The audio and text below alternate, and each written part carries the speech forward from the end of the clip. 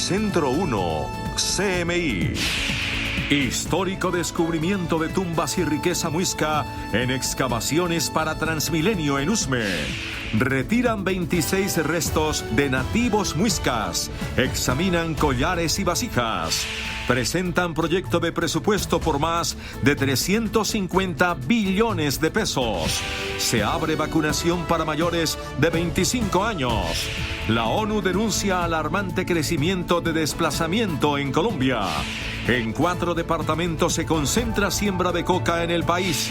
Reabren construcción de aeropuerto del café. Tuvo que amputarse patica de Bambi para salvar su vida. Se le colocará prótesis. Veterinarios dicen que está fuera de peligro. Rescatan bebé de 6 meses que había sido raptada. 2 policías comprometidos en robo al episcopado.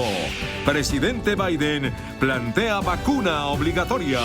Insólita nevada en Brasil. Murió Juan Alberto Fernández, Chuchita de los gaiteros. Informe en Pregunta Yamir.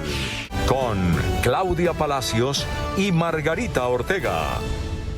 Buenas noches. Histórico descubrimiento arqueológico en el sur de Bogotá. En medio de las excavaciones para la construcción de una nueva línea de Transmilenio en el sector de Usme fueron halladas varias tumbas de la cultura muisca.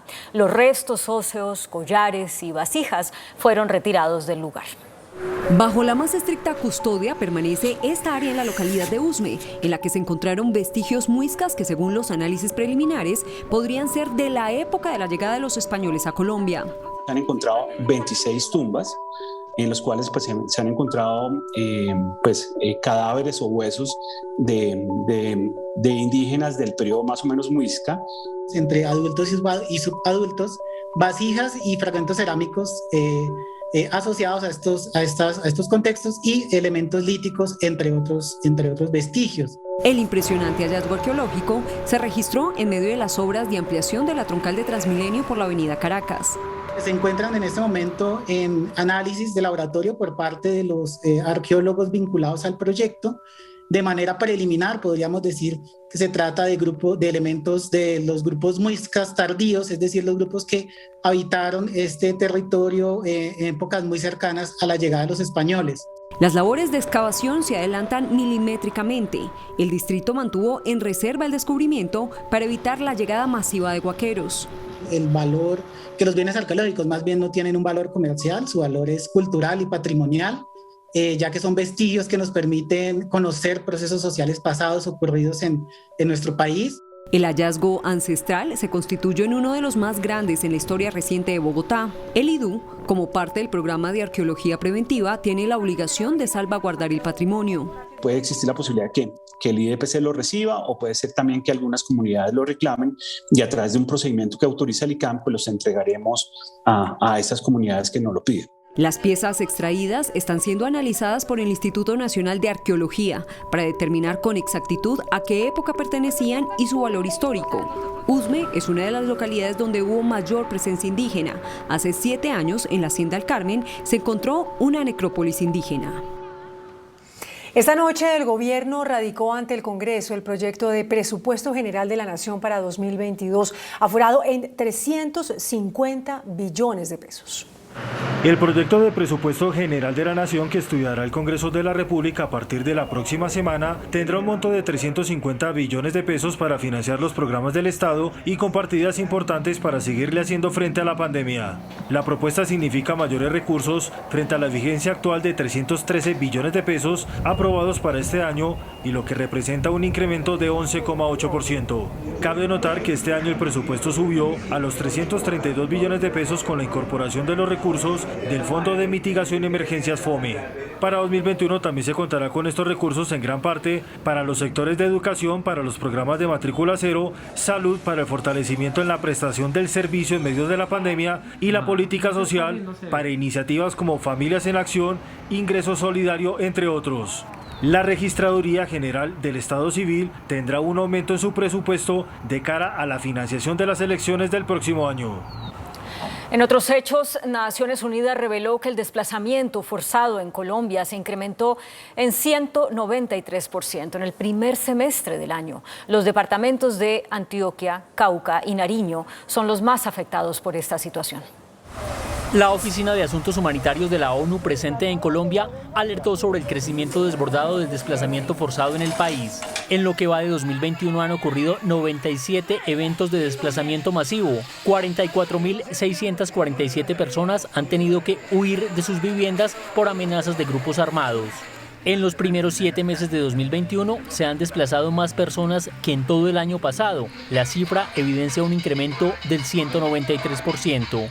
Los departamentos con más víctimas son Antioquia, Nariño y Cauca. Ya esto desborda todas las magnitudes de posibilidad de atención para el mismo departamento. Hacemos el llamado para tener presencia del Alto Comisionado de la Paz, pero lo que estamos haciendo es, se da el desplazamiento, atendemos, pero no estamos generando condiciones de paz. ¿Qué queremos? Condiciones de paz, ocupación real del Estado. La Consultoría para los Derechos Humanos y el Desplazamiento, CODES, también elevó su voz de alerta. Se está reactivando una dinámica de conflicto armado, porque después del acuerdo de paz con las FARC, lo que el país debió hacer fue una negociación con el ELN, una fórmula de sometimiento a la justicia con bandas criminales, en ausencia de una continuidad de la política de paz. Y en medio de una implementación bastante minimalista del acuerdo de paz, lo que vemos es una reproducción de dinámicas de violencia en los territorios que están generando esta crisis. A la cifra de desplazados se suman 30.902 personas confinadas, es decir, que no pueden salir de sus viviendas o de sus veredas por amenazas de grupos ilegales. En grupos de 800 personas comenzaron hoy a ser evacuados los migrantes represados en el municipio de Necoclí, en Antioquia.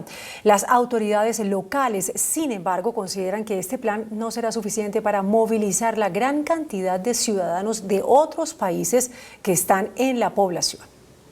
Uno a uno fue pasando el primer grupo de 800 migrantes que cruzarán el Golfo de Urabá toda esta semana. En estos momentos tenemos planeado evacuar un promedio de 800 migrantes en 12 salidas el día de hoy.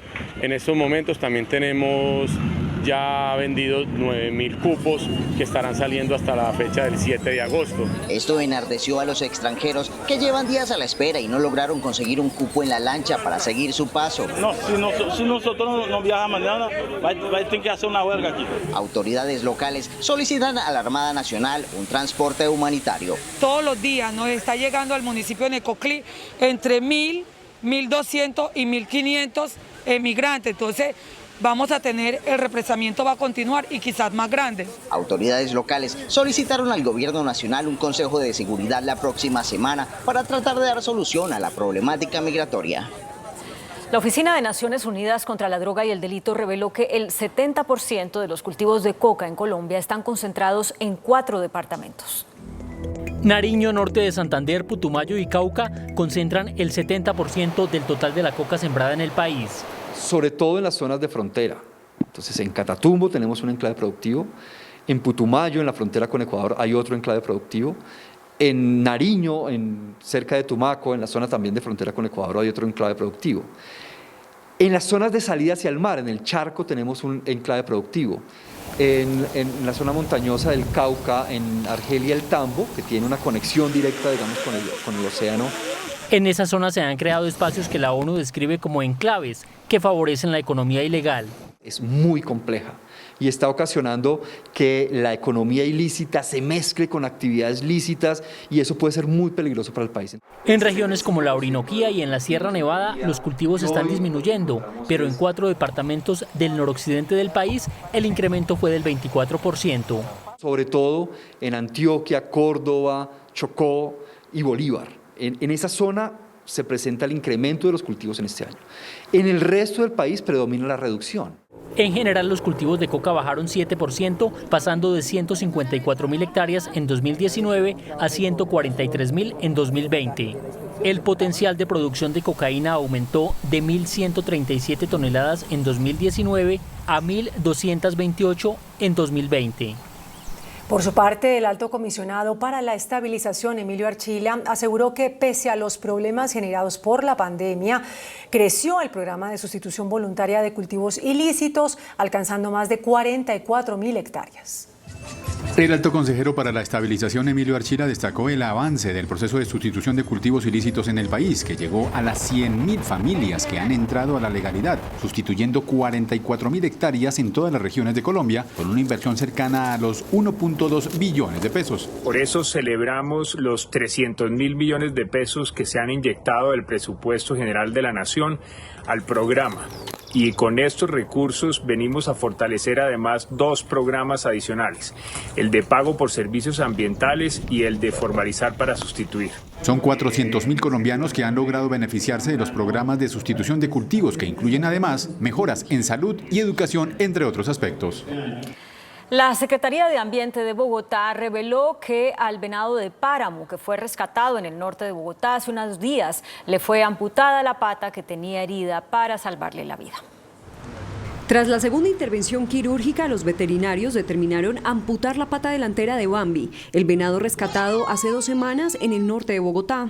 Resulta que la respuesta a esa primera intervención no fue la adecuada y cuando nuestros veterinarios comienzan a revisar la evolución, encuentran que hay compromiso de tejido, el tejido ya no estaba vital, había unos problemas a nivel de hueso. Aunque el animal silvestre permanece estable, su pronóstico es reservado y dada su nueva condición física, no podrá ser liberado en su hábitat natural.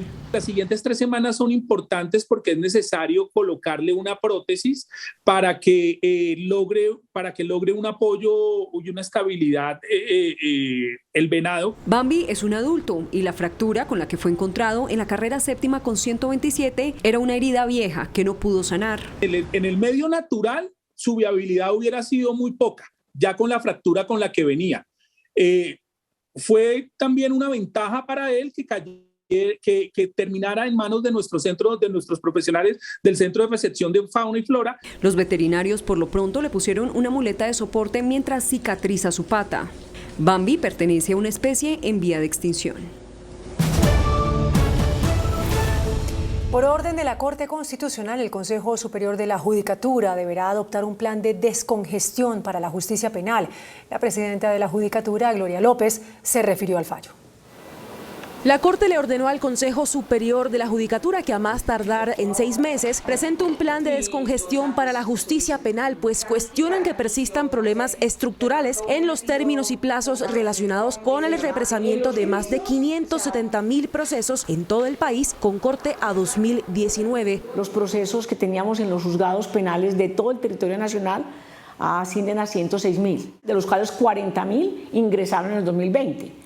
Entonces no podemos hablar de represamiento porque ingresaron apenas en el año 2020. Según la presidenta, 370 cargos fueron creados en 2020 tan solo para la justicia penal.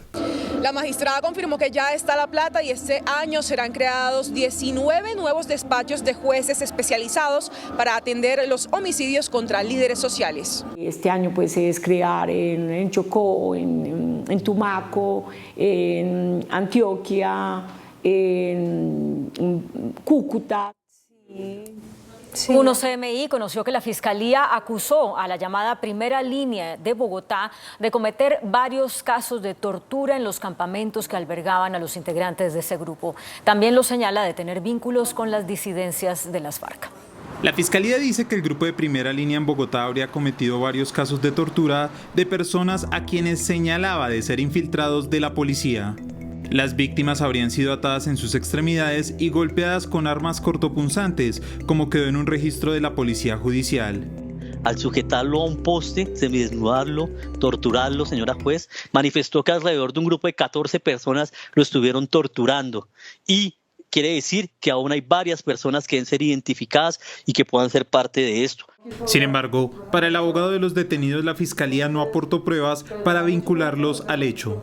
No los vincula a ellos de forma directa, está soportando un caso en informantes que señalan a una serie de líderes que estaban allí e integrantes de la Primera Línea, pero no existen pruebas que determinen que ellos participaron en estos hechos. Pero los señalamientos a la primera línea en Bogotá no terminan ahí, pues la Fiscalía señala que las disidencias de las FARC financiaron los campamentos y los dotaron con explosivos.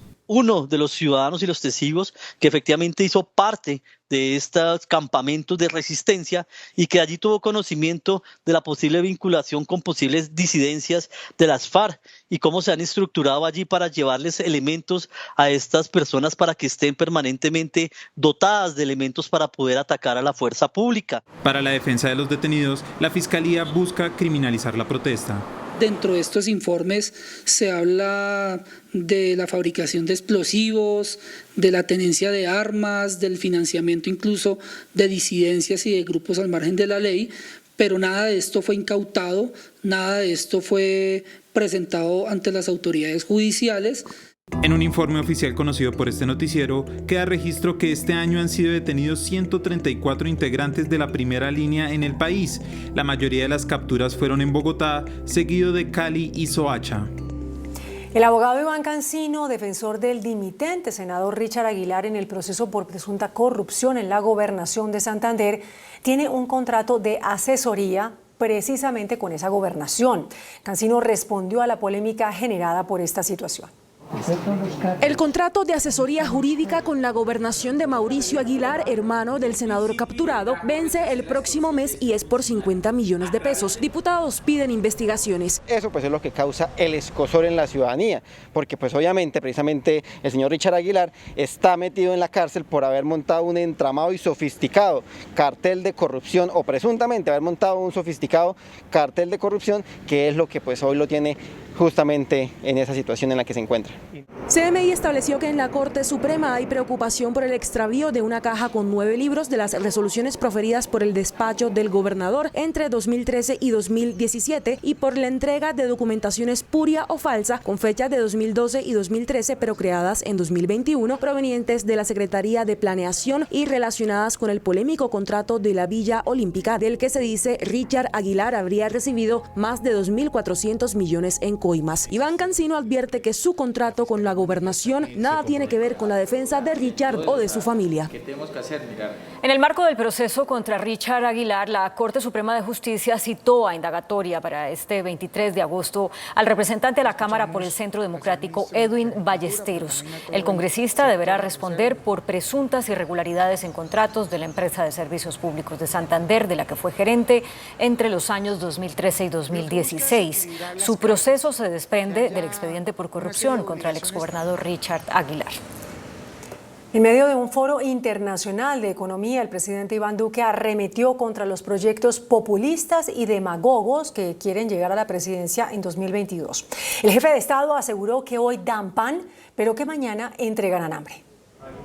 Durante una conferencia del Forum Council, organización estadounidense especializada en política exterior y asuntos internacionales del gobierno norteamericano, el presidente Iván Duque arremetió contra los candidatos populistas y demagogos, pensando en las elecciones presidenciales del próximo año. Los demagogos ofrecen pan hoy, pero le están vendiendo hambre mañana, mientras que el pedagogo tiene que demostrar que no hay forma de alcanzar el éxito sin sacrificio y que ese sacrificio implica prudencia fiscal y también defender de manera abierta una economía de libre mercado. Colombia ha sido un país que siempre ha rechazado el populismo, la demagogia y aquellas personas que quieren construir su éxito electoral en la generación del caos. El jefe de Estado dijo que la experiencia de Venezuela refleja lo que representa un gobierno populista. Que cuando la gente reflexiona en el legado del socialismo del siglo XXI en Venezuela, pues ha sido una tragedia. Han destruido uno de los países más ricos de América Latina. El presidente Iván Duque dijo finalmente que se debe defender el libre mercado. El Ministerio de Justicia confirmó que inició el trámite de extradición del exgobernador de Córdoba, Alejandro Lyons, uno de los protagonistas del llamado Cartel de la Toga, quien deberá purgar una pena en Colombia por corrupción.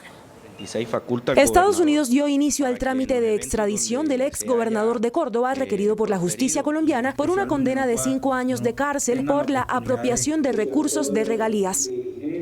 El señor Lyons está detenido en Miami con fines de extradición por lo que se encuentra bajo estrictos controles de las autoridades migratorias. El gobierno también se refirió a la inminente extradición a Colombia de John Luis Castro Ramírez, alias El Zarco, exintegrante del ELN, que le habría entregado al ejército colombiano entre 2007 y 2008 a 17 personas para ser asesinadas bajo la modalidad de los falsos positivos.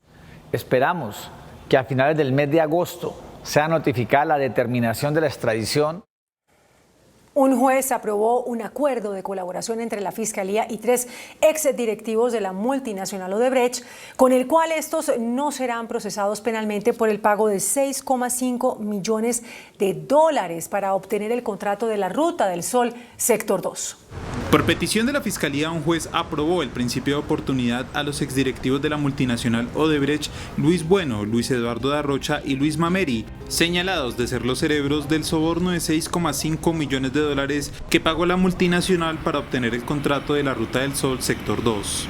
Completaron la propuesta económica por la suma de $18.909.091, equivalente a $6.500.000 americanos. Los exdirectivos no serán investigados por el delito de cohecho a cambio de seguir colaborando con la Fiscalía en varias investigaciones que relacionan el contrato. El exmagistrado de la Corte Constitucional, Jorge Pretelt, presentó una tutela con la que busca apartar a 2 de los jueces que revisan su condena por el escándalo de Fidupetrol. Pretelt asegura que tanto el magistrado de la Sala Penal de la Corte Suprema, Fabio Spitia, y el conjuez Ulises Torres no están actuando con imparcialidad y por lo tanto violan sus derechos. Ellos participarán en la revisión de su condena a 6 años de prisión por el delito de concusión. Hay expectativa por los resultados de una operación lanzada por las fuerzas militares contra el jefe de las disidencias de las FARC, Miguel Botache, conocido con el alias de Gentil Duarte. La acción se adelanta en los límites de los departamentos de Guaviare y Caquetá. En ella participan integrantes del Comando Conjunto de Operaciones Especiales de las Fuerzas Militares. Un nuevo desplazamiento masivo se vive hoy en la vereda El Encanto del corregimiento Sinaí, en el municipio Argelia, en el sur del Cauca. Centenares de campesinos que quedaron en medio de los enfrentamientos entre grupos de las disidencias de las FARC tuvieron que huir para salvar sus vidas. Las montañas de Argelia en el sur del Cauca son el escenario nuevamente de fuertes combates entre las disidencias de las FARC. Los enfrentamientos son entre el Frente Carlos Patiño y la Segunda Marquetalia, que es apoyada por el ELN. Nuevamente, lo que hemos denunciado, estamos en unos combates. Se le dijo a la fuerza pública, venga, no vino. Mire toda esta comunidad. Traigan los niños, por favor. Se advirtió. Centenares de campesinos quedaron en medio de los enfrentamientos y tuvieron que huir de la zona. Vayan. Argelia es el municipio del Cauca donde se concentran grandes extensiones de cultivos de hoja de coca y es la ruta que lleva la droga hacia Nariño y el mar Pacífico. Los enfrentamientos por el control territorial y los cultivos llevan varios meses, especialmente en los corregimientos del Plateado, el Sinaí y ahora el Encanto. Los campesinos están siendo trasladados por personal de la ONU hasta el corregimiento del Mango.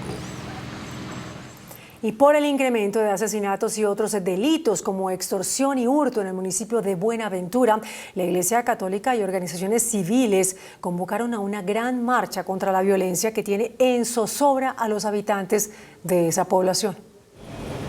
Buenaventura es un municipio del Valle del Cauca de cerca de 450.000 habitantes y es el principal puerto del país. Pero Buenaventura también es una de las poblaciones más desiguales del territorio nacional. Inequidad social y violencia máxima. Que Dios los bendiga. Por eso la Iglesia Católica encabeza una convocatoria de una marcha de repudio contra la violencia, una como la realizada en febrero de este año. En un acto interreligioso por la paz, por la vida y por la libertad de Buenaventura, para decir no más a las muertes de nuestros jóvenes, no más a la gran situación terrible que vivimos de la extorsión, del robo, de las amenazas, del miedo y la zozobra. La cita es este viernes en el Malecón.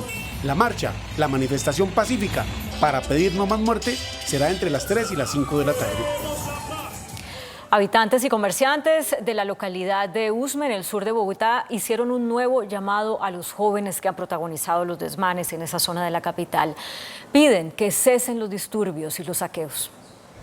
Indignados están los habitantes de la localidad de Usme ante los constantes disturbios que protagonizan decenas de jóvenes. No, aquí en Usme ya se tomaron el vandalismo, se tomó el sector. Ese puente de acá ya no es ningún puente de la dignidad, es el puente de la marihuana. Este sector de Yomasa, en la localidad de Usme, se ha convertido en epicentro de disturbios, enfrentamientos, vandalismo y hasta de saqueos. 3, 4 llegan y nos abrazan y nos atracan a cualquier hora del día. Mucho terrorismo, mucha violencia. Noticentro 1 CMI obtuvo los videos de cámara de seguridad de una funeraria que fue blanco de vándalos. Un despiadado robo en medio de enfrentamientos. Se hurtan los ataúdes y posteriormente los utilizan como escudo ante los miembros de la Policía Nacional. Las pérdidas ascienden a más de 30 millones de pesos, ya que perdimos cofres. La policía asegura que estas acciones son dirigidas por grupos armados que usan a menores de edad. Estos jóvenes que no se deben motivar, le están diciendo un poco de mentiras contra las instituciones, contra el gobierno. Cada vez son más violentas las manifestaciones en esta zona del sur de la capital. Justamente desde el Consejo de Bogotá, los cabildantes cuestionaron el papel de la administración para enfrentar los desórdenes de los últimos días en el sur de la ciudad. Pidieron a la alcaldía decretar el toque de queda en esas zonas para evitar alteraciones en el orden público. Tras la violenta noche que vivió Bogotá por cuenta de los enfrentamientos entre encapuchados y ESMAD, desde el Consejo pidieron medidas urgentes a la administración distrital. Seguimos viendo una anarquía en todo Bogotá, una falta de gobierno. Realmente no hay autoridad por parte de la administración. Y demuestra que hay desgobierno en Bogotá. Necesitamos toque de queda nocturno, necesitamos inteligencia, necesitamos que capturen a los vándalos y que dejen actuar a la policía. Y es que los hechos de vandalismo ya hacen parte del paisaje bogotano, sin que las medidas tomadas por el distrito, como la mesa con la denominada primera línea, surtan efecto. Cualquier bogotano que viva sobre la ciudad de Cali, que esté cerca del Portal de las Américas, lo que quiere es una respuesta ya. El secretario de Gobierno le salió al paso a las críticas. Aseguró que en la noche del miércoles se hicieron 20 capturas y están judicializando a los líderes de los grupos violentos. Los jóvenes que están afuera o los que están involucrados en violencia son delincuentes. En el Consejo de Bogotá alistan un debate de control político. En otras noticias, Colombia reportó un ligero aumento en los contagios y muertes por COVID-19 en el conteo de las últimas 24 horas. Los decesos desde el inicio de la pandemia ya superan los 120.000. Suben los contagios y suben las muertes por COVID-19 en Colombia. Este jueves el Ministerio de Salud confirmó otras 9.690 infecciones, casos presentados en su mayoría en la capital del país con más de 2.800 en el Valle y en Antioquia. Los casos activos siguen bajando, a la fecha 75.306. Las personas que se han contagiado de coronavirus, 4.766.829. Las muertes reportadas este jueves, 325. Ya han muerto por coronavirus en Colombia un total de 120.126 personas. Los recuperados siguen aumentando, ya son 4.557.829. Y vamos con las cifras de los últimos 4 días en medio de esta pandemia. 26 de julio, 8.503 contagios, 314 muertes. 27 de julio, 11.426 contagios, 300 muertes. El 28 de julio, 9.364 contagios, 319 muertes. Hoy con 9.690 contagios y 325 muertes. El Ministerio de Salud anunció esta noche el inicio de una nueva etapa de vacunación. A partir de mañana y con agendamiento se aplicará el biológico a personas mayores de 25 años. A través de su cuenta de Twitter esta noche, el ministro de Salud, Fernando Ruiz, anunció la apertura de la vacunación para el grupo de población de 25 a 29 años de edad con agendamiento a partir de mañana. Gobierno y expertos hacen un llamado a los indecisos para que se vacunen.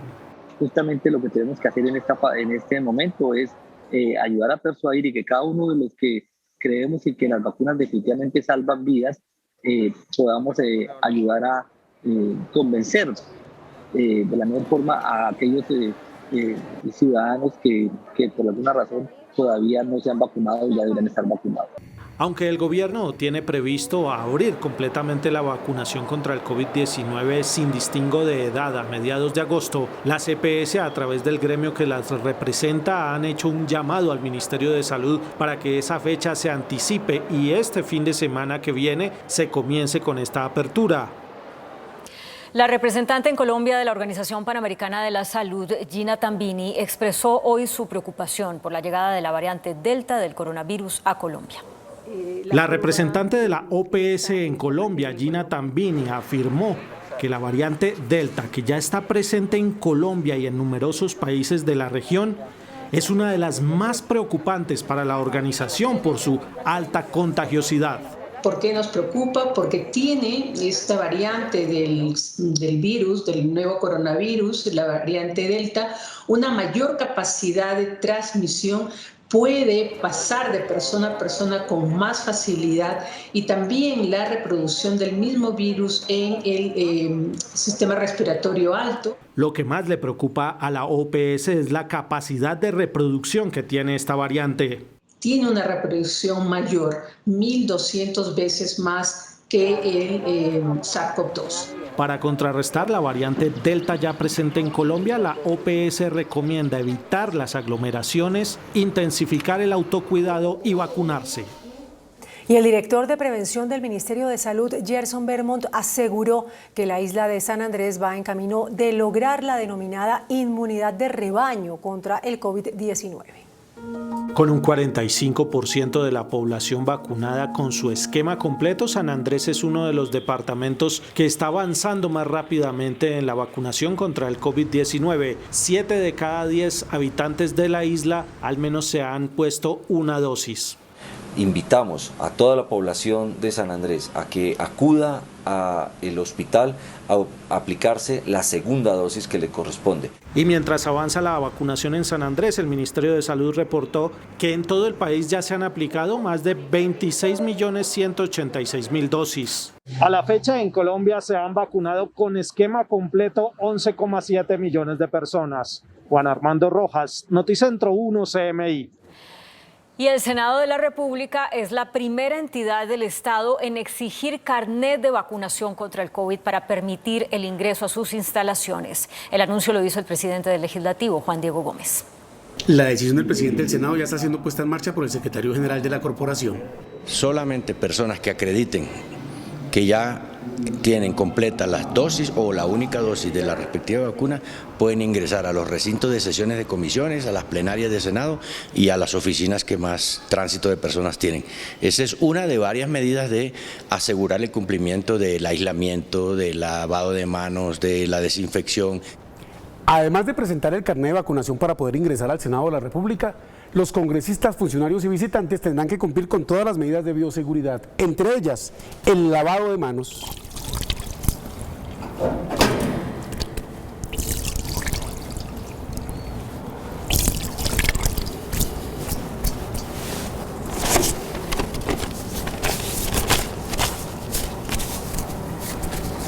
El carnet de vacunación para ingresar al Senado será exigido desde la semana entrante. Se reactiva ante la Corte Internacional de Justicia de La Haya la demanda de Nicaragua contra Colombia por la supuesta violación a sus derechos soberanos en el Mar Caribe. Las audiencias se realizarán entre el 20 de septiembre y el 1 de octubre de este año. La Cancillería, en cabeza de Marta Lucía Ramírez, anunció que la Corte Internacional de Justicia de La Haya convocó entre los días 20 de septiembre y 1 de octubre de este año las audiencias para escuchar a las partes tras la demanda de Nicaragua contra Colombia por las supuestas violaciones de derechos soberanos y espacios marítimos en el Mar Caribe. Según Nicaragua, Colombia ha violado sus derechos soberanos en el Mar Caribe, pues permanentemente le amenaza con el uso de la fuerza por la presencia de embarcaciones de la Armada de Colombia. Nicaragua presentará oralmente los principales argumentos en los que fundamenta sus pretensiones y lo mismo hará Colombia, quien presentará oralmente sus argumentos contra las demandas de Nicaragua y a favor de las contrademandas presentadas. La Corte debe luego emitir un fallo, lo cual normalmente tiene lugar varios meses después de dichas audiencias. Hoy se reiniciaron los trabajos de lo que será el aeropuerto del Café en Palestina, Caldas. inició el movimiento de tierras para el proyecto de construcción de Aerocafé en Palestina Caldas después de cerca de 10 años de espera desde que se suspendieron las obras. Allí se invertirán recursos de la Nación, la Gobernación del departamento y de municipios vecinos al proyecto. Son cerca de 700.000 millones de pesos entre el proyecto Aeropuerto del Café, la vía de Pacífico 3 al proyecto Aeropuerto del Café y la vía desde Autopistas del Café al proyecto Aeropuerto del Café. Estas son las primeras 3 máquinas que llegan para comenzar con el proyecto Aerocafé. Se completarán 73, las cuales pues se encargarán de todo el proceso de remoción de tierras y por supuesto también de la construcción de la primera fase de la terminal aérea. Se van a generar 1.700 empleos, de los cuales el 80% va a ser empleo en la región. El propósito es que los trabajos avancen de la mejor manera, con el objetivo de terminar la primera parte del proyecto hacia el segundo semestre del 2023. El presidente Iván Duque posesionó al nuevo embajador de Colombia en Francia, Mauricio Vargas. Entre las tareas que le encomendó al nuevo diplomático están la defensa del programa Paz con Legalidad y el impulso a los proyectos de lucha contra el cambio climático. Al posesionar como nuevo embajador de Francia al periodista y escritor Mauricio Vargas, el presidente Iván Duque le recomendó la misión de estrechar las relaciones con el país galo y a través de él con la Unión Europea. También le pidió que promueva los resultados del programa Paz con Legalidad tras el acuerdo de paz con las FARC y liderar los proyectos de cambio climático a nivel mundial. Mauricio Vargas, quien también ha sido ministro de Comunicaciones, se comprometió a liderar los programas de intercambio comercial, tecnológico y académico para que más estudiantes colombianos puedan acceder a becas de las más importantes universidades francesas. Mauricio Vargas reemplaza en su cargo a Vivian Morales. El próximo lunes, el presidente del Congreso, Juan Diego Gómez, enviará al presidente de la República para su publicación el acto legislativo que creó 16 nuevas curules en la Cámara de Representantes exclusivas para víctimas del conflicto interno armado. Después de una controversia jurídica de varios años y con 2 fallos judiciales, uno de la Corte Constitucional y uno del Consejo de Estado, el Senado enviará a la Presidencia de la República el texto de acto legislativo o reforma constitucional mediante la cual fueron creadas 16 curules para las víctimas del conflicto interno armado. Buscar otras alternativas sería dar pie a que se interprete como dilación y creo que hoy este Congreso de la República le tiene que enviar un mensaje positivo a las víctimas del país. Cuando esté publicado en el Diario Oficial, ese texto es norma constitucional y el señor Registrador Nacional del Estado Civil tiene que disponer la logística electoral para que en marzo se puedan elegir 16 representantes a la Cámara. La creación de las 16 curules de paz o para las víctimas del conflicto interno armado fue el resultado de uno de los puntos acordados entre el Gobierno Nacional y la desmovilizada guerrilla de las FARC. Solamente podrán presentarse víctimas del conflicto. Así las cosas, el Congreso en 2022 pasará de tener 272 miembros a 288. 2 policías, un funcionario del Cuerpo Técnico de Investigaciones y otro de la Unidad Nacional de Protección fueron capturados por su presunta vinculación con el millonario robo a la Conferencia Episcopal en hechos sucedidos en marzo. Para ejecutar el plan usaron vehículos oficiales. Este noticiero conoció detalles de toda una operación realizada en las últimas horas por la Policía Metropolitana de Bogotá que permitió la captura de 2 policías, un agente oficial del CTI de la Fiscalía y de otro de la UNP, todos estos responsables de cometer el millonario robo en la sede de la Conferencia Episcopal. Tenemos 4 funcionarios públicos que han sido capturados que favorecían el actual criminal en este caso. Además de planear el robo y de cometerlo, los sujetos habrían usado vehículos oficiales para su fechoría. Se identificaron 13 vehículos que fueron en algún momento utilizados ya sea para la planeación o para la actividad delictiva. La Fiscalía solicita orden de captura por el delito de hurto calificado y agravado. CMI también conoció parte de la investigación donde se compromete a una mujer funcionaria de la Conferencia Episcopal, la misma que habría suministrado información a la banda de ladrones de donde estaba ubicada una caja fuerte supuestamente con $5 millones. Sin embargo, el día del robo, los sujetos se llevaron una sorpresa. La caja fuerte principal solo tenía 90 millones. Fue rescatada este jueves una bebé de 6 meses de nacida a quien 2 mujeres secuestraron con el fin de enviarla a Ecuador. Se trataría de una banda dedicada a la venta de menores. Toda una red de tráfico de menores fue desmantelada este jueves por el Gaula de la Policía de Bogotá. 2 mujeres serían las presuntas secuestradoras de una bebé de tan solo 6 meses de nacida. El objetivo sería enviar a Ecuador a la menor, donde ya había sido vendida. La niña de 6 meses había sido secuestrada el día lunes, según la denuncia de la mamá. actividades del Gaula logran ubicar a 2 personas, 2 mujeres que habían tomado servicio público para poderla llevar hacia el municipio del Espinal y al parecer posiblemente llevarla hacia el país de Ecuador a comercializarla. Ganándose la confianza de la mamá de la pequeña, lograron secuestrarla en una vivienda en Bogotá. Ellas me dicen que me van a cuidar a la niña y yo les pagaba. Y resulta y acontece que eran las 6 de la tarde, no llegaban, eran las 7 de la noche, no llegaban. Ya a las 10 de la noche o 1 de la mañana yo ya desesperada porque busqué en todos los hospitales acá de Bogotá y no conseguía a la niña. Luego del rescate de la pequeña Nicole, fue remitida a un centro médico para verificar su estado de salud. Este año se han presentado en la capital al menos 4 secuestros como este. La ministra de Comercio, Jimena Lombana, anunció un plan de acción para impulsar la reactivación del sector textil y de confecciones. De esta manera, el gobierno accedió a la solicitud de la Cámara de la Confección de bajar los aranceles para las importaciones de hilos y la implementación de las descripciones mínimas en las prendas. Estas medidas son para bajar los costos de operación y combatir el contrabando. La respuesta fue sí, específicamente, y empezamos a trabajar con la DIAN y nosotros para poder rápidamente hacer esta modificación en las descripciones mínimas. Se mantienen los programas de financiamiento. Para financiamiento de MIPYMES, una que es una línea de crédito directa para micro y pequeñas empresas y otra es una línea en redescuento que se canaliza a través de microfinancieras. Este año las exportaciones del sector registraron un superávit de $5.3 millones.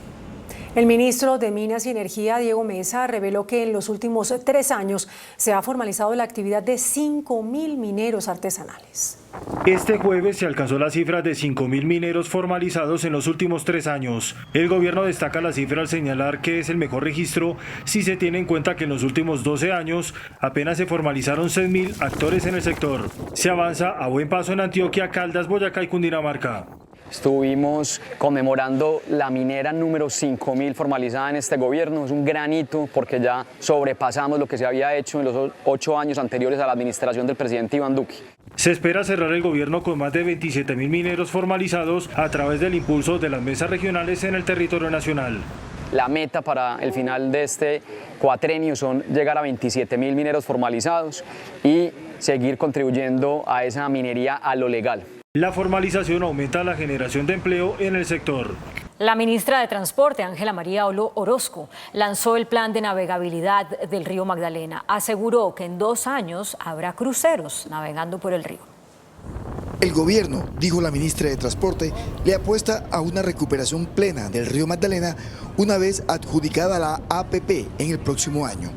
La antesala es el mantenimiento garantizado del canal de acceso en Barranquilla y el dragado en el brazo de Mompox. Eso permitió también el anuncio de inversiones de una firma de cruceros de lujo de que va a realizar un crucero sobre el río de la Magdalena, sobre todo teniendo en cuenta esos destinos tan interesantes. Ante los gobernadores con jurisdicción en el río Magdalena, explicó que se proyecta volverlo una arteria fluvial multimodal, conservando el recurso hídrico. Ingresarían por la bahía Cartagena para recorrer los sitios culturales, llegarían a Barranquilla, también irían a Mompox. De alguna manera están diseñando, porque todavía no tienen claro, pero están diseñando una ruta cultural alrededor del río. La APP del río Magdalena cubrirá el trayecto desde Barrancabermeja hasta el canal de acceso al puerto de Barranquilla. El índice de capitalización de la bolsa, que mide el comportamiento de las 20 principales acciones, cerró al alza. El índice selectivo MSCI Colcap de la Bolsa de Valores de Colombia subió 0,22% a 1.245 puntos. La acción del Banco de Bogotá fue la que más subió, con una valorización de 1,78% a 69.870 pesos. La acción preferencial de Avianca fue la que más bajó, con una pérdida de 5,81% a 245 pesos. La acción más negociada de la jornada fue la de Ecopetrol, al movilizar más de 11.000 millones de pesos, con una variación positiva de 1,34% a 2.646 pesos. El ministro del Trabajo, Ángel Custodio Cabrera, reportó que en las principales ciudades del país ya comenzó a funcionar el subsidio a la contratación de jóvenes. El ministro de Trabajo, Ángel Custodio Cabrera, animó a los empresarios para que hagan uso del nuevo subsidio a la contratación de jóvenes entre 18 y 28 años. Pueden hacerlo recurriendo a la entidad bancaria de confianza, presentando la solicitud y allegando los soportes de las nuevas personas jóvenes contratadas. Una vez que radica estos documentos, a los 10-15 días, el Ministerio de Trabajo le entrega a cada empleador el 25%, esto de un salario mínimo. Esto significa 227.000 pesos por cada nuevo puesto de trabajo. Uno de los requisitos para el subsidio por contratar a jóvenes es no prescindir de los empleos existentes. El dólar cerró a la baja. Indicadores económicos en Noticentro 1, CMI. La tasa representativa del mercado que regirá para mañana viernes será de 3.836 pesos con 95 centavos. Los profesionales del cambio compran la divisa en promedio entre 1.740 pesos y la venden entre 1.780 pesos. Un euro cuesta 4.574 pesos con 50 centavos. La libra de café en Nueva York se cotizó a $1 con 96 centavos. El azúcar se transó en 18,31 centavos de dólar la libra. El barril de petróleo WTI se cotizó en $73 con 41 centavos. La referencia Brent para Colombia se cotizó en $74 con 88 centavos. Una acción de Ecopetrol cuesta 2.646 pesos. La Corte Constitucional confirmó que los organizadores del Festival Vallenato deberán devolverle a la alcaldía de Valledupar el parque en el que se realiza el certamen. En la Corte no prosperó una tutela que había presentado la Fundación Festival de la Leyenda Vallenata en contra del fallo que le ordenó a sus organizadores restituir a la alcaldía de Valledupar el parque en el que actualmente se realiza el reconocido certamen. De esta manera, la corporación confirma la decisión del Consejo de Estado que en 2018 le ordenó a la Fundación devolver el emblemático espacio al municipio al considerar que los actos y el convenio por medio de los cuales la administración le entregó el predio a la Fundación fueron violatorios de los derechos colectivos, a la moralidad administrativa, a la defensa del patrimonio público y al goce del espacio público. Los habitantes de Valledupar solo podían utilizar el parque para actividades deportivas y su uso dependía de lo que dijera la fundación. Noticentro 1 CMI presenta una empresa comprometida por Colombia. Banco de Bogotá participa por 9º año consecutivo en las ferias Colombia Moda y Colombia Tex, escenarios referentes de la industria textil en Latinoamérica, que en esta edición servirán de plataforma para posicionar las iniciativas a favor del medio ambiente y las causas sociales. En el Banco Bogotá hemos concentrado todos nuestros esfuerzos en apoyar la reactivación económica de las diferentes industrias afectadas por esta coyuntura. El caso de la industria textil y de confecciones es un ejemplo de perseverancia y compromiso con el país, pues durante años ha contribuido a la generación de empleo y en momentos tan complejos se ha reinventado para mantenerse en pie y continuar aportando al progreso de Colombia. En el marco de la feria, el Banco de Bogotá apoyará a las empresas del sector y, manteniendo su compromiso con prácticas más inclusivas, ofrecerá tasas especiales a las empresas y emprendimientos que estén liderados por mujeres o que estén conformadas en un 50% por ellas, así como a las pertenecientes a la economía naranja que estén inscritos en el Ministerio de Cultura. En esta oportunidad presentaremos una oferta comercial especial para los asistentes de la feria y apoyaremos de manera muy particular a las mujeres emprendedoras del sector, así como también a todas las empresas de la economía naranja, brindándoles soluciones de financiación con beneficios importantes para contribuir a la consolidación de sus negocios. Así, el Banco de Bogotá continúa apoyando las industrias creativas, el talento colombiano y el espíritu empresarial que, con resiliencia y perseverancia, promueve el empleo y potencia la economía nacional.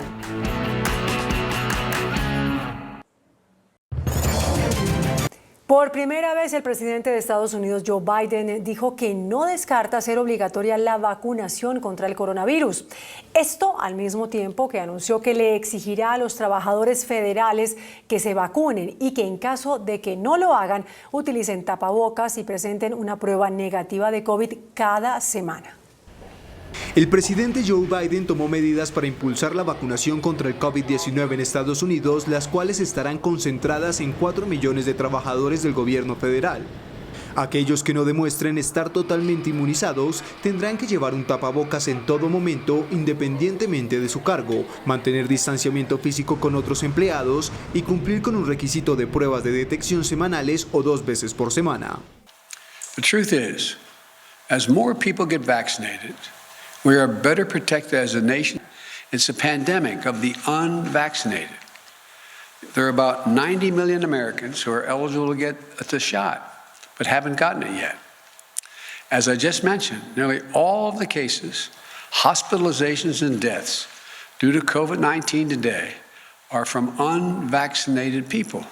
Las autoridades estadounidenses buscan frenar el avance de la variante Delta cuando el país registra una media de más de 60.000 nuevos casos al día e incluso en el condado de Miami-Dade se volvió a imponer la obligación de llevar tapabocas dentro de las instalaciones gubernamentales.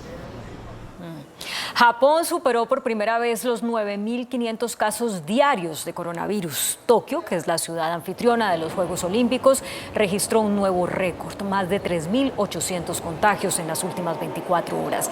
Esta cifra que duplica el total diario registrado apenas hace una semana. Y pese a que las autoridades niponas señalan que el auge del virus no tiene nada que ver con la celebración de los Juegos, algunas personas han dicho de que este sí es un efecto olímpico, pues los ciudadanos están saliendo más de casa y se reúnen con sus familiares y amigos para ver las competencias.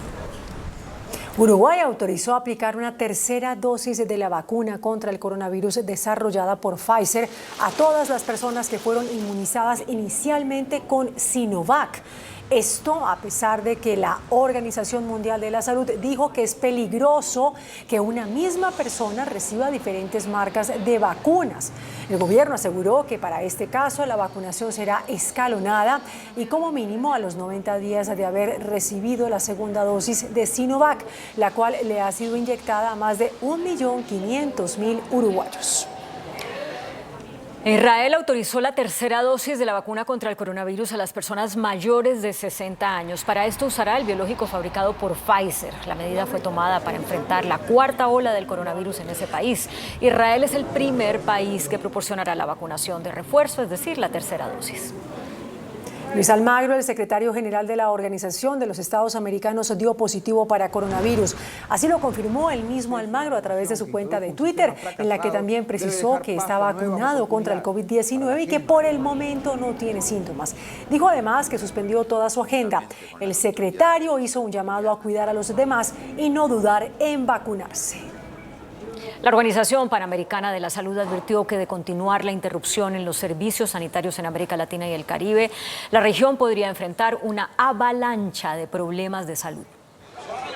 La caída de la inmunización y atención de distintas enfermedades crónicas en medio de la pandemia del coronavirus ya enciende las alarmas de la OPS, que advirtió que la interrupción de los servicios de salud esenciales en la mayoría de los países y territorios de América Latina y el Caribe representa una seria amenaza para la vacunación de rutina de los niños, la atención de las mujeres embarazadas y de las personas con graves patologías. E incluso el organismo aseguró que si la interrupción continúa, la región podría enfrentar una avalancha de problemas de salud cuando en países como México y Brasil, al menos 300.000 niños están expuestos a infecciones que podrían ser evitadas en caso de estar vacunados. La economía de los Estados Unidos volvió a su nivel prepandemia en el segundo trimestre de este año, en el que se espera que el crecimiento de la nación norteamericana alcance su mayor tasa de expansión anual desde 1984. Impulsada por los estímulos del gobierno y con el avance de una masiva campaña de vacunación que en ciudades como Nueva York entregará $100 a quien se inmunice, la economía estadounidense creció a un sólido ritmo anual de 6,5% el segundo trimestre de este año, una señal de que la nación norteamericana ha logrado una recuperación sostenida de la recesión pandémica cuando su Producto Interno Bruto se aceleró con respecto a los primeros meses del año y ya superó los niveles previos a la llegada del coronavirus. Para todo el año 2021, se espera que la economía estadounidense crezca alrededor del 7%, el mayor nivel de crecimiento en un año desde 1984, que supondría un cambio radical respecto a la contracción del 3,5% registrada en 2020, la peor en 74 años. El ambicioso plan de infraestructura del presidente estadounidense Joe Biden recibió su primer espaldarazo en el Senado, que votó a favor de debatir la iniciativa después de semanas de tensas negociaciones entre demócratas y republicanos. El resultado muestra la voluntad de los dos partidos de aprobar uno de los planes más importantes de Biden, quien busca invertir aproximadamente $1 billón a lo largo de 8 años en la reconstrucción de puentes, ferrocarriles, puertos y aeropuertos. Una fuerte e histórica ola polar golpea al sur de Brasil, donde caen nevadas sin precedentes que cubrieron al menos medio centenar de ciudades del gigante suramericano. El sur de Brasil es golpeado por una intensa y sorprendente ola de frío que provocó desde hace algunas horas récords de bajas temperaturas inferiores a los 8 grados bajo cero y nevadas que afectaron a más de 50 ciudades de los estados sureños de Río Grande do Sul, Santa Catarina y Paraná. Un fenómeno meteorológico que ocurre con muy poca frecuencia en este país tropical y de hecho esta gran masa de aire polar tiene el potencial de ser una de las más intensas de este siglo. Las autoridades se mantienen en alerta debido a que las bajas temperaturas se mantendrán y podrían registrar marcas sin precedentes, mientras el sorpresivo hecho causó impacto entre los habitantes acostumbrados al clima cálido y la playa, más no a la nieve. Noticentro 1 CMI presenta una empresa comprometida por Colombia. Claro por Colombia apoya el retorno a clases en el Valle del Cauca. Con internet gratuito, ya son más de 1.800 estudiantes beneficiados en este departamento y 35 instituciones que hacen parte del proyecto de escuelas conectadas en todo el país. Estamos conectando una escuela por semana. El día de hoy aquí en esta escuela Antonia Santos es la número 35. Estamos muy felices con eso, patrocinado con recursos de Claro. En el evento de inauguración realizado en Jumbo con el voluntariado corporativo, la compañía realizó una jornada de alfabetización digital con los estudiantes y docentes. Pues me enseñaron una aplicación que se llama aprende.org y ahí hay varios cursos para aprender bastantes cosas. Los consejos que nos dieron acerca de nuestra seguridad digital, que es lo más importante. Es un gesto muy bonito por parte de esta empresa. El proyecto Escuelas Conectadas nos va a dar la oportunidad de desarrollar mejor nuestras actividades en las aulas. Para diciembre de 2021, la compañía espera conectar a Internet sin costo a 60 escuelas e impactar a más de 80.000 personas. Y efectivamente es muy importante la conectividad, pero también las herramientas, ¿no?, de educación. Entonces tenemos una herramienta muy buena que fue entregada por la Fundación Carlos Slim y tiene que ver con educación de diferentes materias. En Claro, estamos convencidos que la tecnología ayuda a transformar vidas, es una fuente de oportunidades. Agradecimientos a Claro por llegar a toda la población con el servicio de conectividad. Claro por Colombia, tecnología que transforma vidas.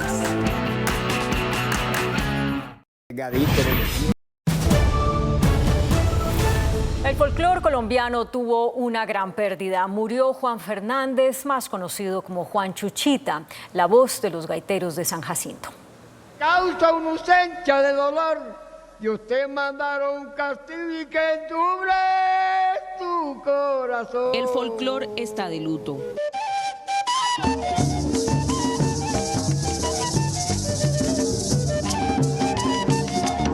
A sus 91 años, el compositor y cantante bolivarense Juan Fernández Polo, quien era el mayor de los gaiteros de San Jacinto, falleció en su casa en ese municipio. Bueno, Juan Chuchita muere a las 6 de la mañana en el día de hoy, muerte natural, un infarto, pero a raíz también de los achaques que nos trae la edad. Ya viene la madrugada, ya viene amaneciendo, ya viene la madrugada, ya viene amaneciendo.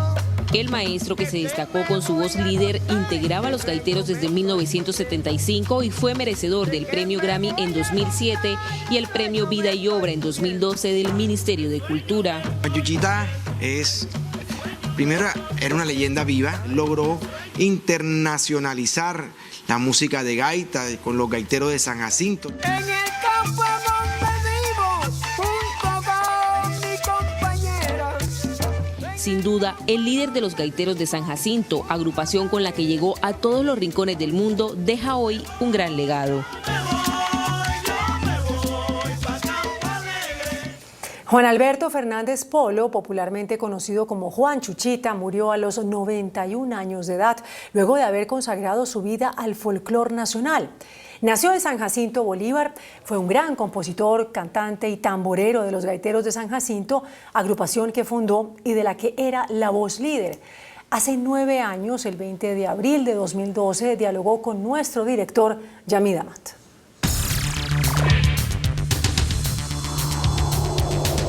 Muy buenas noches, hoy es viernes de carnaval en CNI. Con toda la razón, porque miren los invitados de hoy. Chuchita, ¿por qué te dicen Chuchita? Cariño del pueblo. ¿Qué quiere decir Chuchita? Chuchita, por allá internamos una zorrita finita. Y como yo desde pequeño fui un hombre delgadito, inquieto y eso, me veía la carita, llegó Roberto Anillo, el que tenía la cantina donde estábamos esa parranda, y me vio tocando la guacharaca. Yo era guacharaquero Andrés Guerra Landeros, el rey de la cumbia en San Jacinto, en acordeón. Entonces yo cogía la guacharaca, le daba vuelta y el mismo compás, y yo no pelaba una, era exacto. Se me botó el hombre enseguida al lado y dice, ay, ni Chuchita toca bien. Ese fue toda la ofensa.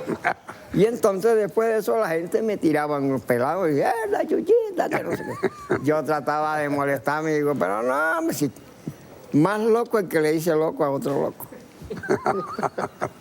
Cuando decían Chuchita ni los miraba, quedaban más burlados ellos que yo. Entonces yo digo, directamente no hay artista que no tenga su apodo. Y eso se ha ido creciendo. Bueno, yo he estado en la Europa, he estado en todas partes y el nombre de Chuchita estaba adelante primero que yo. Y así que la fama hace correr a uno así. Juan Chuchita Fernández, fundador, cofundador, co-creador de los Gaiteros de San Jacinto. Sí, señor. Lo más adorable que tenemos en Colombia en materia autóctona y musical. La misma opinión desde el año 75, bueno, aquí en Bogotá. Exactamente. ¿Cuál fue la primera canción? ¿Cómo nacieron los Gaiteros? Los Gaiteros nacieron en San Jacinto. ¿Pero cómo? Por las fiestas de agosto, las Semanas Santas, en los campos y en el pueblo. Entonces en esa época no habían reuniones de que íbamos a hacer un grupo, no. Por beber ron tocaba todo el mundo en la plaza. Tocaban gaita todo el mundo, pero no había quien tuviera letra. Y el finado Antonio Fernández era muy repentista, mi tío, que por ahí yo ando reemplazando mientras tanto lo que medio me aprendí de él, porque él nunca me dio todo. De ahí de San Jacinto empezaron a reunirse la gente, ya bajaban el pueblo y todo eso, hasta que llegó Manuel Zapata Olivella y Belia Zapata y se llegó a los Gaiteros para... Eso estuvieron en Hong Kong, por 2 años duraron en el recorrido ellos. Y de ahí fue dependiendo la cosa, cuando ya los viejos fueron bajando, tuvimos los que vamos, los retoñitos al lado, por no dejar caer el folclore, como pasa a nosotros. Ya nada más estaba tomando el poder Nicolás, Toño García y yo. Y entonces estos muchachos que han aprendido con nosotros, están bien apoyados con nosotros y respaldados de nosotros. Sí, entonces ustedes son fundadores y los demás son hijos de fundadores. Claro, sí, señor. Vea pues, ¿cuántos fueron los fundadores? ¿Cuántos? Bueno, allá fueron Juan Lara, José Lara, Toño Fernández, Nolasco Mejía, Manuel Mendoza. No. ¿Quién era el otro?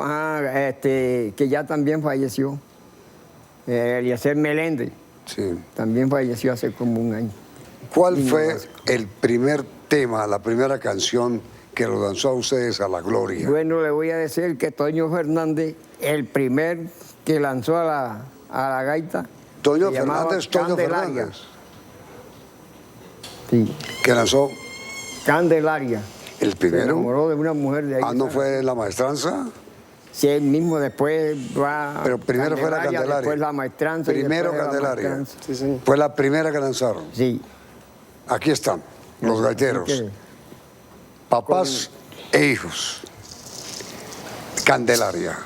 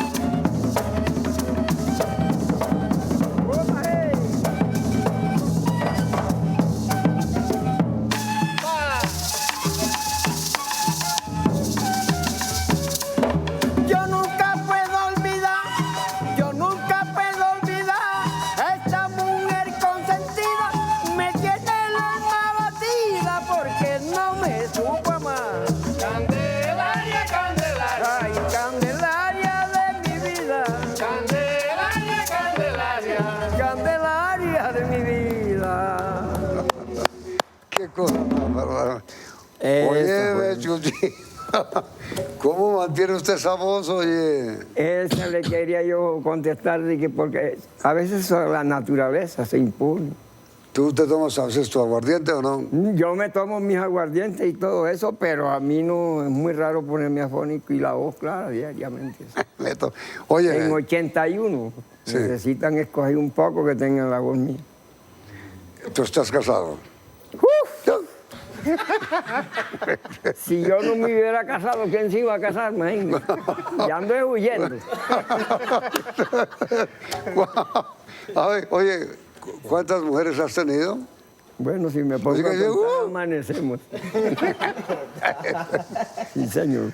A mí nunca me gustó dormir solo. ¿Pero hoy vives con una de ellas? No. ¿No? Ya estoy apartado por acá en el frío. ¿Y por qué le dio? A mí se me da de apartarme porque ya yo estoy cansado, ya yo llevé de la clarita. Estoy cansado por la profesión.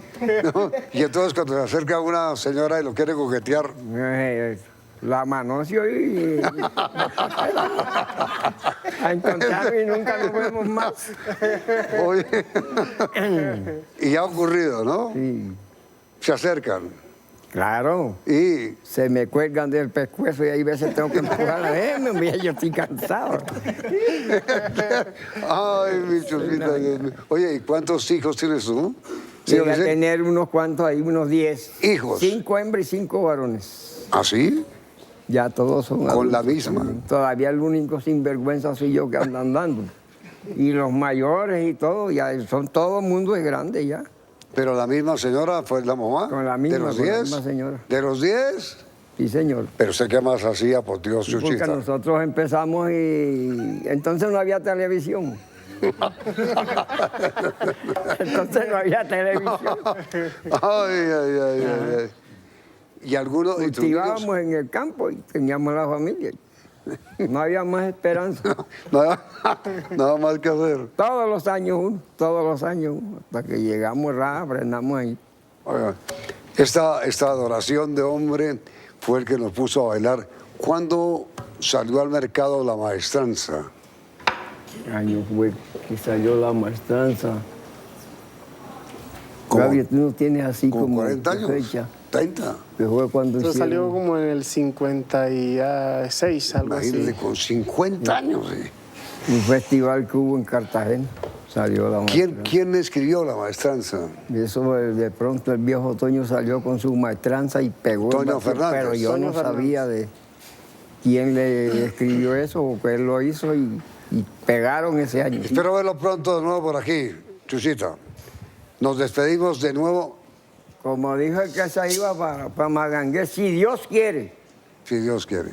Nos vamos con la maestranza. Pues para despedirnos. ¿Qué se puede hacer? ¿Qué se puede? Los gaiteros de Jacinto. Inmediatamente después de ellos vienen las noticias del mundo en la emisión internacional de CNI. La maestranza.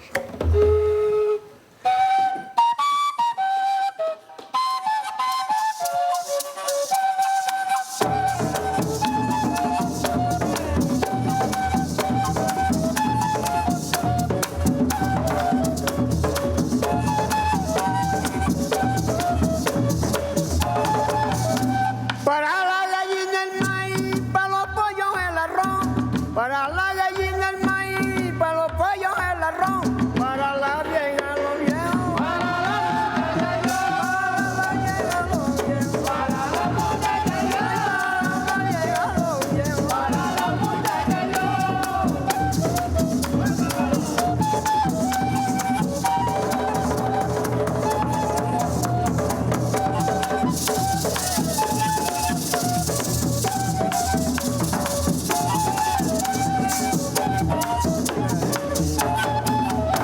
Una vieja me dio un beso que me supo a cucaracha. Una vieja me dio un beso que me supo a cucaracha. Qué vieja tan atrevida. ¿Dónde había esta muchacha? ¿Dónde había esta muchacha? Vieja tan atrevida. ¿Dónde había esta muchacha? Vieja tan atrevida. ¿Dónde había esta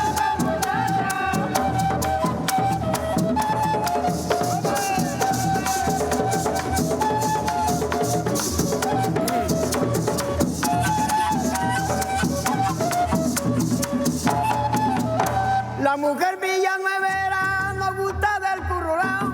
La mujer villanuevera no gusta del currulao. Pero con el hombre ajeno baila.